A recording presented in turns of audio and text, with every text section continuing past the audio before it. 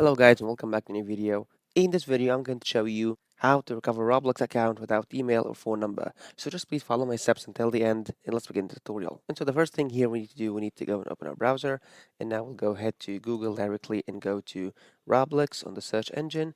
And from here we need to open Roblox. And once you're in Roblox, you'll go down over here until you can find this option which says help. So we click on help over here. And now you go down here and choose I forget my password and you click on it. In this kind of article that you can find in order to reset your email password or using the email or phone number and so on. But just say in case you don't have these connected together. It will go down to still having trouble and click on contact customer support and you click over here. And so from here you need to enter the username of the email. In here you're gonna put the first name.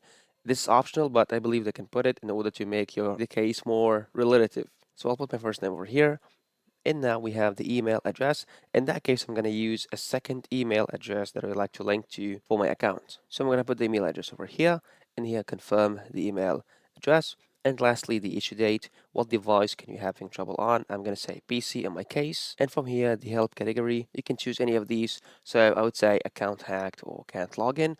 And lastly, the description of the issue. You need to make it easy and clear and also with details and so on in order to get your case resolved as soon as possible. So I'm going to say, for example, I lost my password and I cannot log in. And once you click on continue, you're going to receive an email address of the attached email. And then one more step you're going to do, you're going to try to log in once again, and you click on forget my password, and you're going to put the new attached email address in order to receive a received password confirmation.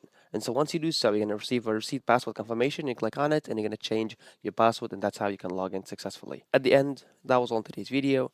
If you find this very helpful, please don't forget to like the video, subscribe to the channel, and thanks for watching.